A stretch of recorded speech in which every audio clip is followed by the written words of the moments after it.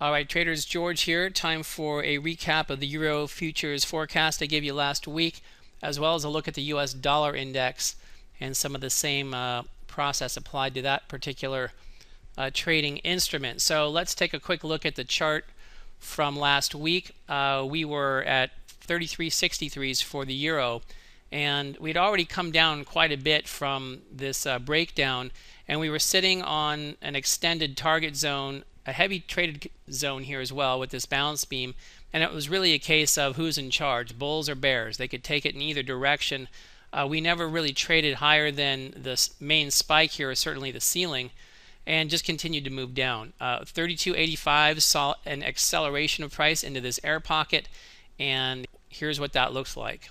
So with the daily bar closed, that takes us to 31.94s, and that's obviously over 100 pips from where we were on that last video, and really well into this air pocket. And if you look at the hourly here, you can see we got down more to 31.68s. So going back to the big picture view here, about 31.35s, another 30 pips lower, takes us just to the top of this ceiling of this very heavy traded zone, spikes at about 30.70, and that would be an area to watch to see if the bulls can come in and put in some support here and maybe see a little bit of noise, maybe break a little bit lower and reclaim that zone. Definitely a spot to watch for some new longs to set up if it can bounce back and take over that zone, but also a zone to watch for continued weakness. If they start trading below the round number of 1300, that's a real big bell ringer there, and at about 29.50s they start to clear out of this zone altogether, which really unwinds things to the downside. But initially, just to look at how this air pocket helped influence how quickly price moved down and where it's going. It hasn't really stalled out yet. It's still moving down. It's got another 30 pips to go. So this sharp move down here through an air pocket, same thing's happening over here.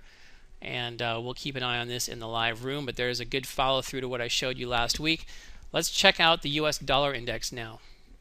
So I haven't showed this for a long time, but the main thing we were looking at that I showed you in the live room was this was a classic pass through. We made a new structure low here, the bottom center of the chart, and trading below a key commitment area here, the dominator, this heavy balance beam zone here. But the bulls took over the floor and they moved it up to the ceiling. That's the first order of business there. They faded pretty hard from there, but put in a higher low and supportive above the spike here. Trend continuation, retest those highs, and onto the second target here at the 618 retrace. Also happens to be at the 1.618 extension of the rally impulse, so incredible fib confluence there.